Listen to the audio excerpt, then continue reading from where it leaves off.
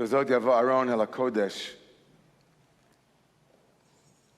With this, Aaron comes into the holy. We explored last night the pause. To be a rebel with a pause. And to rebel with your pause. Talked about the potency and the power of waiting, of not pressing send, of not saying. Waiting at the end of an exhale long enough for your trust in life and in your own intuition and in source to reaffirm that your trust was well placed. Wait. The Bible tells us those who wait on God have more strength. Tikva, the word for hope, is really a rope. And when you're at the end of it, man, that's when you need your hope the most. Is a breath coming? Is hope on the way? Is the cavalry around the corner? The power of the pause cannot be underestimated. Even in the words that Rabbi Meir just shared from the prophet Isaiah, he talks about Shabbat and says, if you will walk differently on Shabbat. I don't know how many of you here have ever seen Tai Chi. You ever seen Tai Chi? If you watch Tai Chi and you have a little bit of anxiety, it's not good for you. Because you're just thinking, step already. Go. And they're not. They're moving so slowly that they can watch all the places in their body that they use strength and power in ways that are not really necessary. What do you really need to move? What do you really need to move your hand? How many of us leave ourselves so depleted because we live our lives using more energy than we need at different moments, and so we have none left over for others. I don't really want to talk about pausing that much, but just as we talk about it, I could talk about it forever because it really is so much in it. In our tradition, the cosmology of our tradition says that God didn't create the world by doing something. God created the world by not doing, by making room. It's called tzimtzum. Can you all say that? Tzim. It actually shares with the Hebrew word for tzom, which means to fast, to withhold, to hold back. The world is created when we make space for it. The breath comes when we allow for it. Our acting, our creativity, our artism, all of those things happen more often than not when we actually stop doing as much as we're doing, because in the end, as my manager at Carmine said, as I made the most brutal espresso ever known to any Italian restaurant anywhere, David, less, she's more.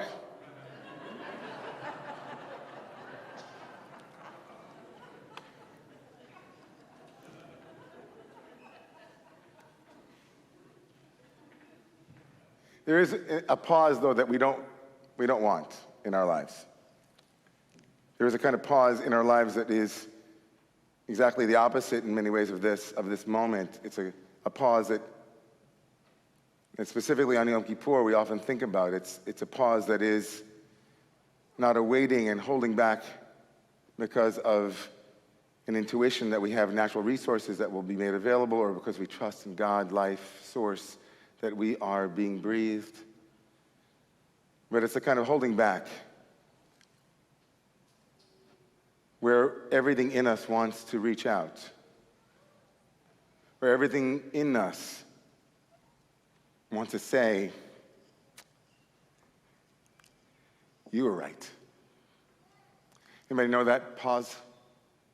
That pause where you know the right thing and it's in your head, and the one whom is waiting, the one whom you're talking to, the one whom you love is waiting for you to say the right thing, but you can't say the right thing. Anybody? No, I'm not going to ask. It's public confessional, everybody. We're in a church. So what do you think? You know the one, the pause. It's not really pause. It's stuck. It's like between your own heart and the truth that you know and your mouth, there's a chasm, there's a journey that feels like a... And when you finally traverse that seemingly infinite space, right, and we're on the other side, we think to ourselves, wow, that wasn't hard. Or even if it was hard, we're like, wow, it wasn't long, it wasn't difficult, it was just, I don't know. the phone call that we know we have to make, the letter that we wish we had written, or the email we wish we had written, the friends we wish we had made efforts to stay in touch with, the parents who live across the park, and each and every day you wake up and say, I'm going to go have lunch with them, and you don't.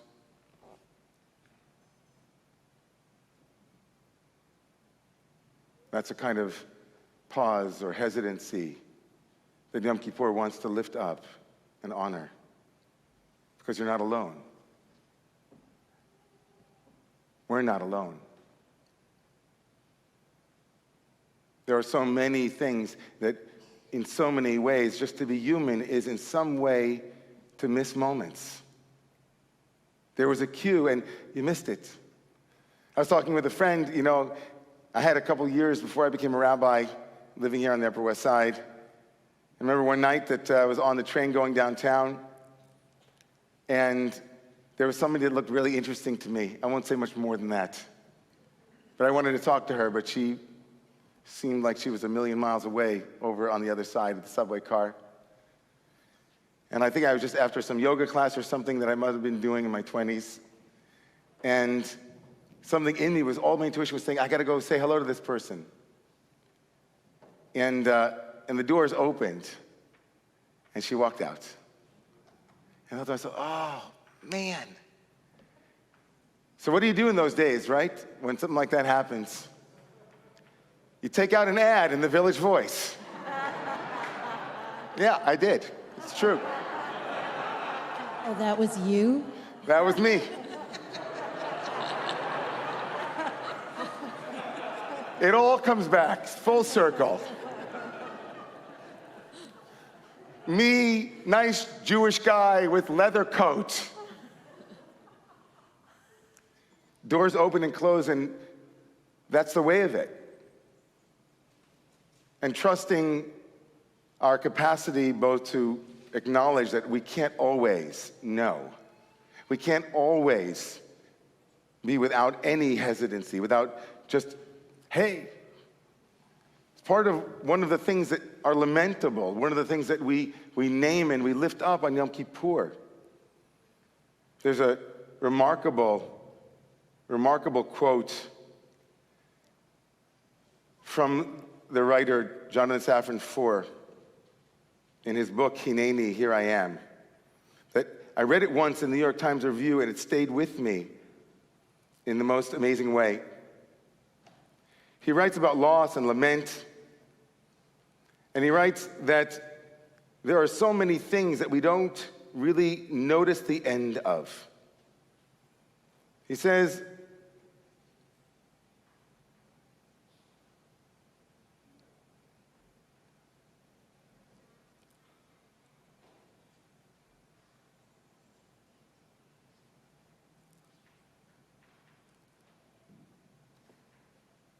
no baby, he writes, knows when the nipple is pulled from his mouth for the last time.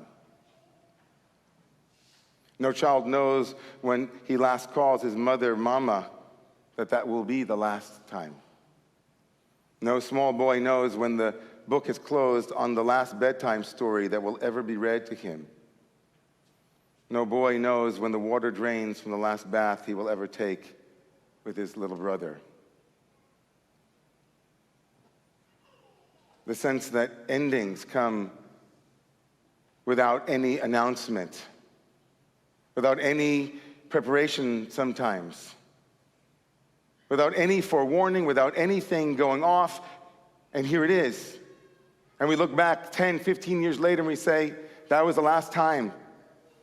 That was the last time. That was. I miss it. In ways both ordinary and banal.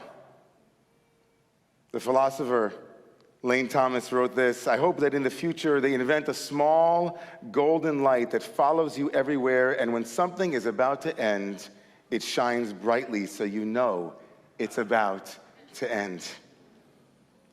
And if you're never going to see someone again, it'll shine brightly, and both of you can be polite and say, it was nice to have you in my life while I did. Good luck with everything that happens after now. And maybe if you're never going to eat at the same restaurant again, it'll shine and you can order everything off the menu you've never tried. Maybe if someone's about to buy your car, the light will shine and you can take it for one last spin. Maybe. If you're with a group of friends who you'll never be together again with, all of your lights will shine at the same time and you'll know. And then you can hold each other and whisper, "This was so good. Oh my God, this was so good." I think in many years in the past, when I stood before you on Yizkor, it would be slightly hyperbolic to try to convince you that in the coming year we have no idea. Each of us has within us an absolutely impenetrable belief that things continue. No matter how many numbers we see, no matter how often it happens, it is part and parcel of our own psychology, our DNA, to not think about endings, and most certainly not our own or the ones around us, with such an immediacy. This past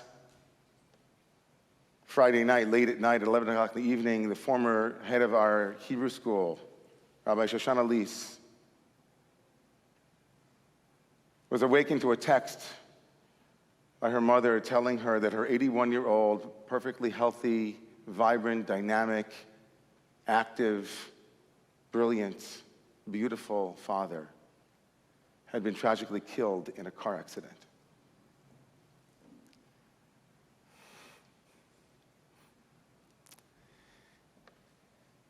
When I got the call on Saturday morning, I thought, I know my friend Sho, she might have some Torah to share with me early in the morning, I thought, so I didn't take the call. But then I saw her text and I called her back.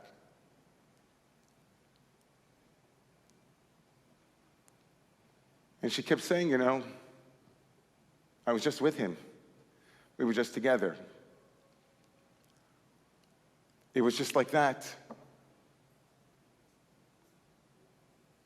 No time to prepare, no time to say goodbye, no time.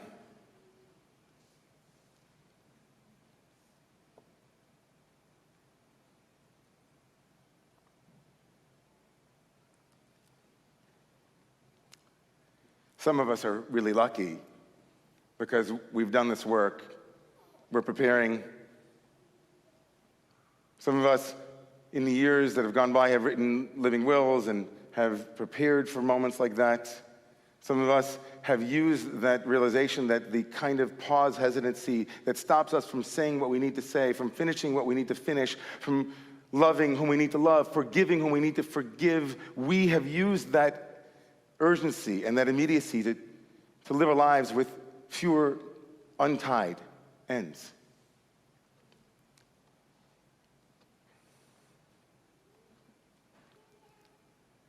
And still,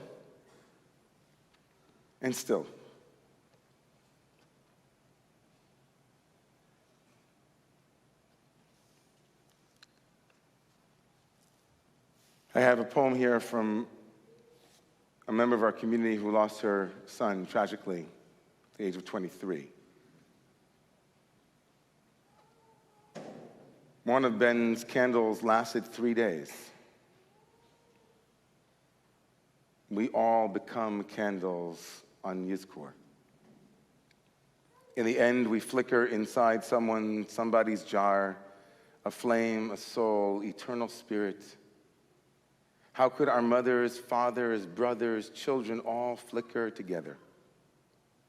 Inside a fingernail fire, a flame of swords dueling, even in the pupils of your eyes, I can see this speck of golden arrows, this speck of truth.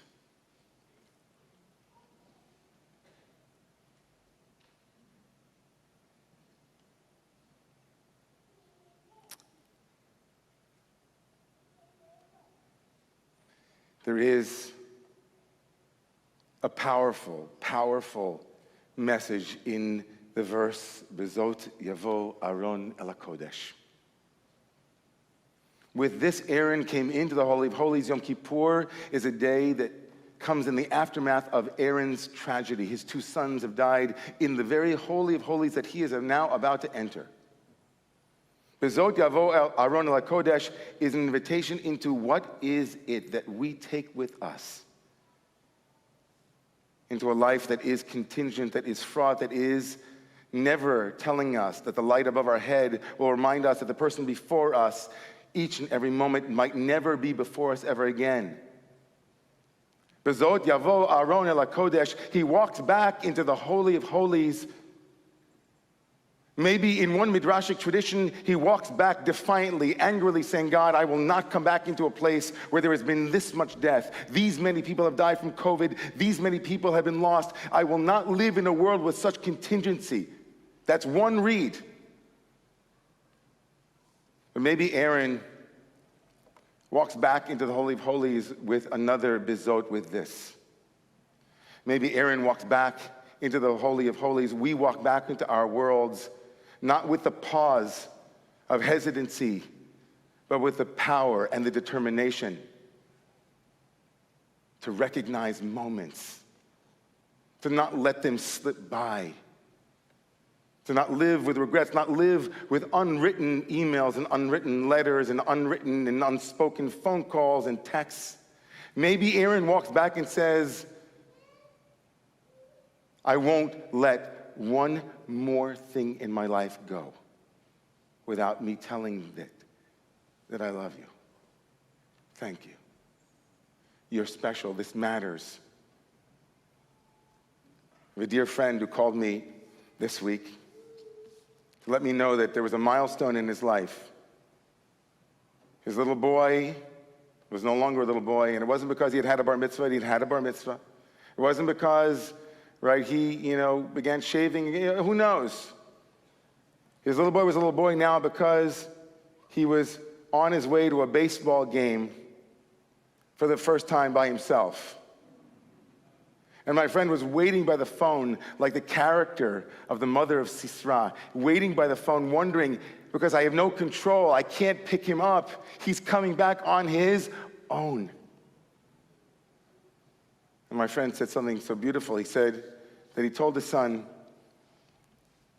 that I wish I was there with you, but since I'm not, can you bring back something from that place? Bring back a sweatshirt.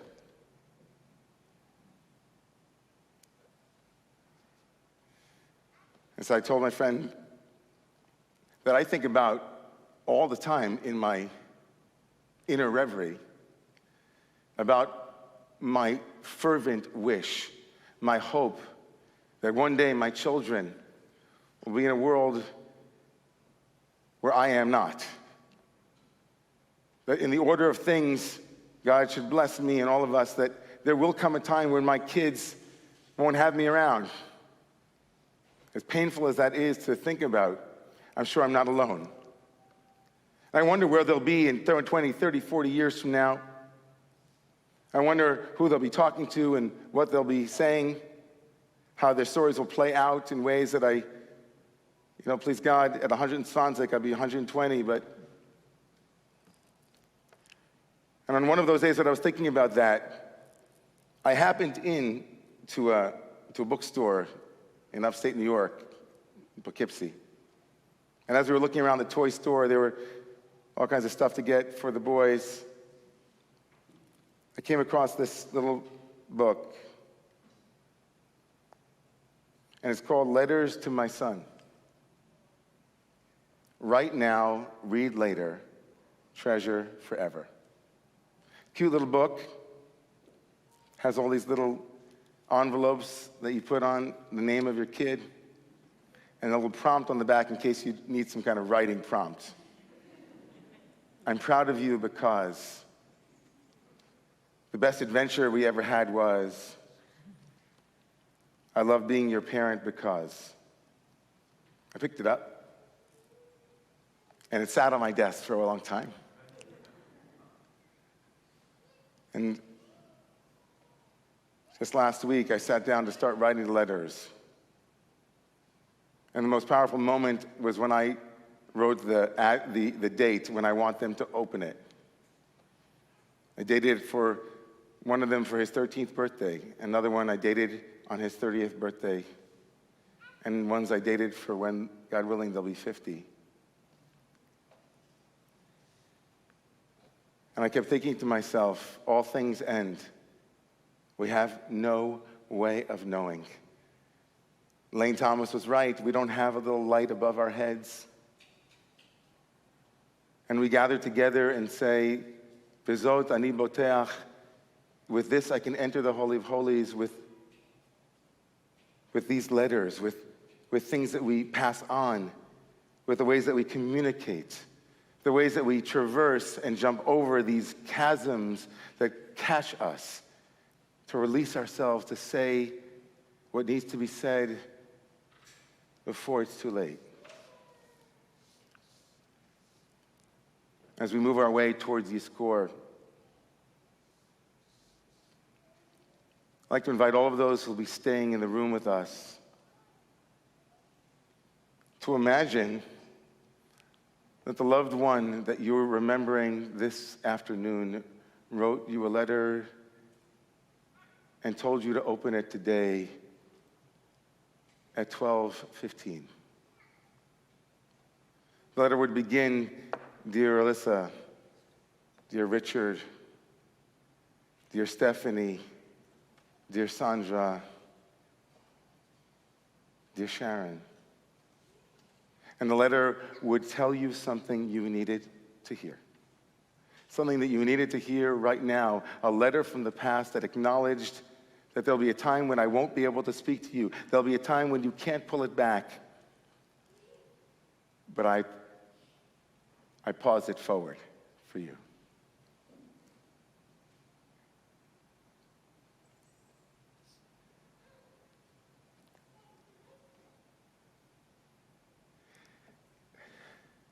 There were rabbis who came together and put a Facebook group together last year because we were thrown. We didn't know what to do.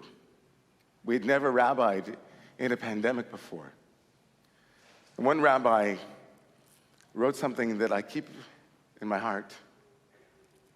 She wrote, all I want to do is stand in front of my community and cry.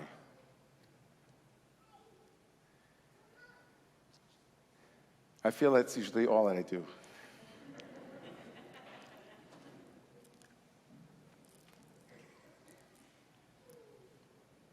I can hear the voices of our ancestors. I can hear them saying to us, with this you can enter the holy.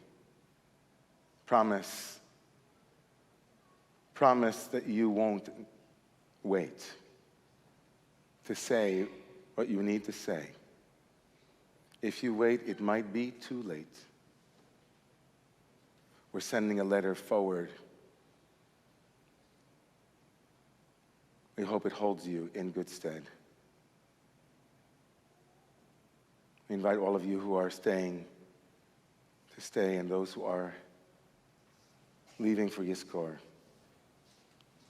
to make your way as we rise for Yizkor.